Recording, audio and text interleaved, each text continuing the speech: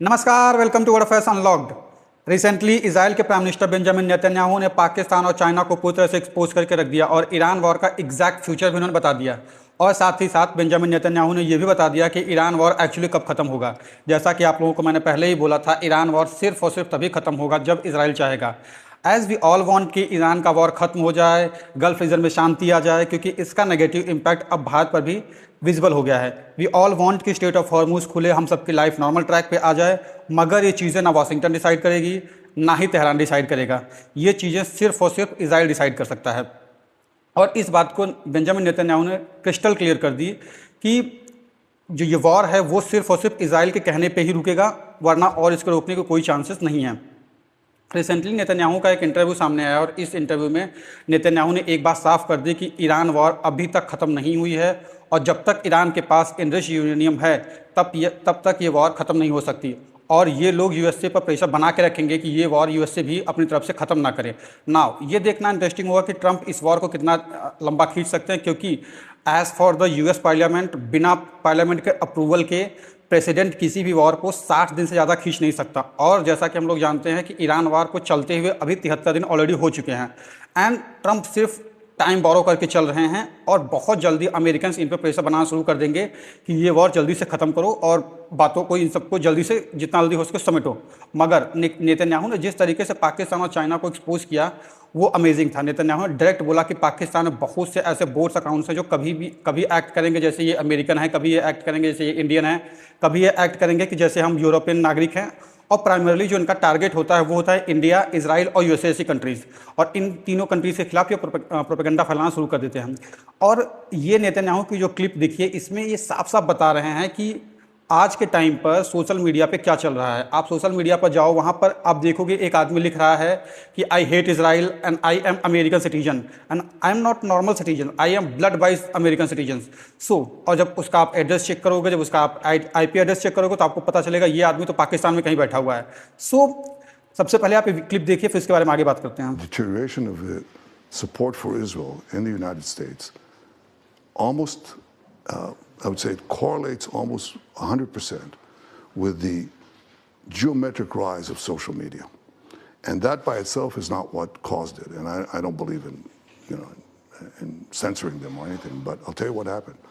We have several countries that basically manipulated social media with bot farms, with fake addresses to break the American sympathy to Israel, to break the American-Israeli alliance because they think it's in their interests.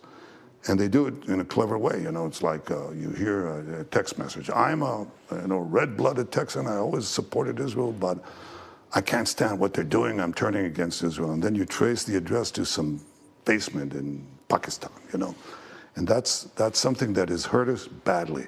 While we were fighting the physical military battle on 7 battlefields, 7-front war.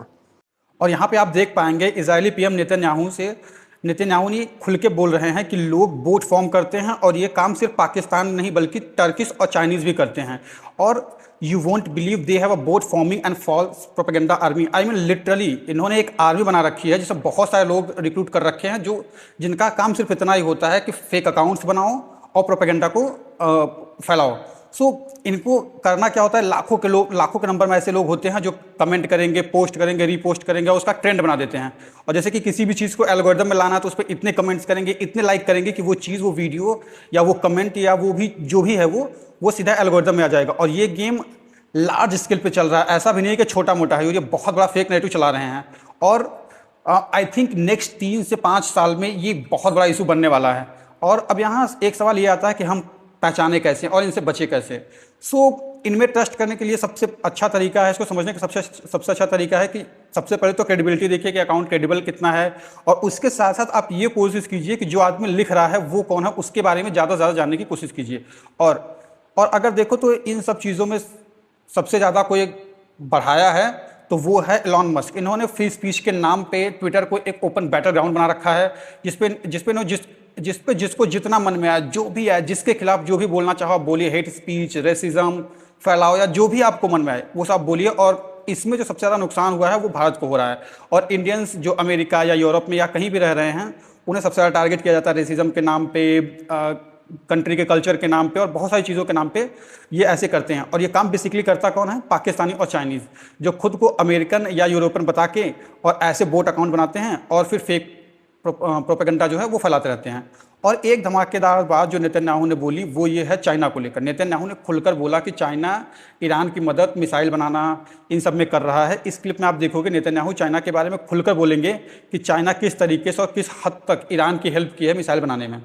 China gave certain amount of support on particular components of missile manufacturing, but I can't say more than that. Does that disturb you? Well, I didn't like it. Because it's apparently doing it right now. Could be. I don't want to speak for China. I don't want to speak also. But you have eyes and ears on this. Yeah, well, but I also have a closed mouth when necessary. यहाँ पे आप देख पाओगे Netanyahu ने सीधा बताया कि China कैसे और किस लेवल तक ईरान की मिसाइल बिल्डिंग में हेल्प करी है। ये ज़्यादा ओपनली चाइना को लेकर इसलिए भी नहीं बोल रहे हैं क्योंकि अभी आपको जैसे आप सबको पता है कि ट्रंप को चाइना जाना है और शी जिनपिंग से मिलना है। और अगर नेतन्याहू ने खुल के ये बोल दिया या प्रूफ रख दिया कि ऐसे हेल्प की है, ये हेल्प किया है, या ईरान को मिसाइल कैसे दिया है, क्या किया है, तो ट्रंप को अपनी कंट्रीज में खुद को बचाना बहुत मुश्किल हो जाएगा। क्योंकि तब अमेरिकन से सवाल उठाना शुरू कर देंगे कि आप एक ऐसी कंट्री का ट्रैवल क्यों कर रहे हैं जो कंट्री लिटरली ईरान को मिसाइल दे रहा है या मिसाइल कंपोनेंट दे रहा है। सो अगर आप ये सोच रहे हैं कि ईरान के हेल्प के बदले में जो चाइना ने सब किया, इसके बदले में इजराइल क्या करने वाला है, तो आप थोड़ा सा लेट हो चुके हैं। क्योंकि इजराइल ने अपना पहला स्टेप आज से 3 हफ्ते पहले ही चल रखा है। जो मोसाद के नए चीफ बने हैं वो उनको ताइवान भेज दिया है। और मतलब literally this is a huge development कि जो अभी इजराइल के मोसाद के जो नए चीफ बने हैं वो 3 वीक पहले ही ताइवान गए हैं और अभी वहीं पे हैं। यहाँ पे बहुत सारे आर्टिकल छपे, आप देख सकते हैं कि मोसाद के ताइवान को चाइना को लेकर चाइना भी देख रहा है। जो नए मोसाद के चीफ बने हैं मेजर जनरल रोमन गोफमैन, इस वक्त ये ताइवान में आयरन डोम कैसे, डिफेंस सिस्टम कैसे काम करता है, इसे कैसे बनाया जाए, इसकी हेल्प कैसी होनी है, इन सब के बारे में वो हेल्प कर रहे हैं ताइवान की। और जो अल्टीमेटली काम कब करेगा? जब चाइना ताइवान पे अटैक करेगा।